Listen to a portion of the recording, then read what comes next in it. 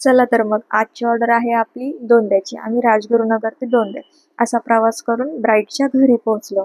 ब्राईडला fresh व्हायचं होतं, तसेच तिला देवालाही जाऊन यायचं होतं. त्यामुळे आमच्याकडे बराच वेळ होता. आम्ही ज्वेलरी, आउटफिट असं थोडंसं सेट करून घेतलं. तसेच साईड बाय साईड आम्ही लाईटचा सेटअप सुद्धा लावला. आणि त्यानंतर आमच्या लक्षात आलं की लाईट खूप जास्त डिम आहे, त्यामुळे आम्हाला फ्रीज, फॅन सर्व बंद करावं लागलं. त्यानंतर आम्ही आयनिंग मशीन लावली व जेवढ्या सर्वांच्या साड्या होत्या प्रत्येक साडीचा आम्ही पल्लू सेट करून घेतला. तसेच साईड बाय साईड आम्ही सायडरचे मेकअप स्टार्ट करून घेतले.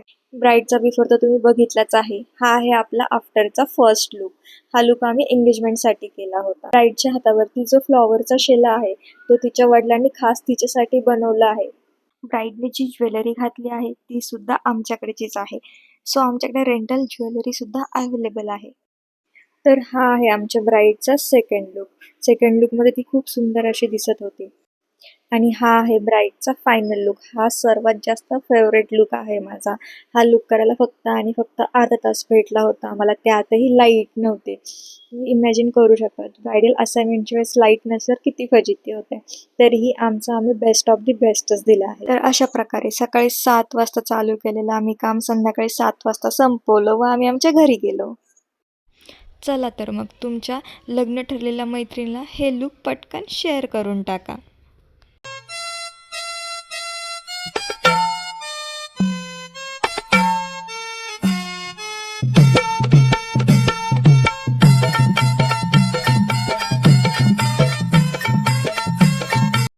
तर हा लुक आम्ही प्री वेडिंगसाठी गेला होता. तर कसं वाटतं हे कमेंटमध्ये नक्की सांगा. तर हा माझ्या ब्राईडचा फर्स्ट लुक आम्ही हा तिच्या घरी केला होता. तो करताना आम्हाला खूप साऱ्या चॅलेंजेसला फेस करावं लागलं. जसं की लाईट डिम होती, त्यामुळे लाईटिंग सोर्स काहीच नव्हता. तसेच फॅनही बंद होता. मेकअप करताना लिटरली आम्ही मोबाईलच्या टॉर्चचा वापर केला आहे इथे. हा जो हळदीचा लुक होता त्याचा चेंज फक्त आणि फक्त 10 मिनिटात केला होता.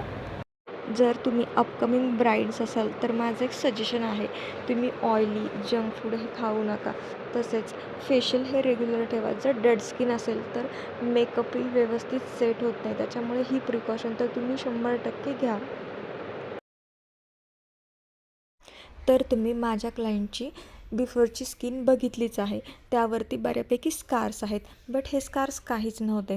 याच्या आधी आम्ही 2 वेळेस हायड्रा फेशियलचे सेशन केले आहेत. हे सेशन यासाठी केले होते की क्लायंटच्या स्किनवरती खूप जास्त क्रस्ट होती, तसेच स्कार्ससुद्धा खूप जास्त होते. तसेच ती शेतात काम करायची, सो त्यामुळे चेहऱ्यावरती डलनेस, टॅनिंगसुद्धा खूप जास्त होतं. आम्हाला पहिल्याच सेशननंतर खूप जास्त इफेक्टिव्ह रिझल्ट भेटला. त्यामुळे आम्ही सेकंड सेशनसुद्धा लगेच काही दिवसांमध्येच प्रेफर केलं व त्याचा आम्हाला बेनिफिट ब्रायडलचा मेकअप करताना झाला.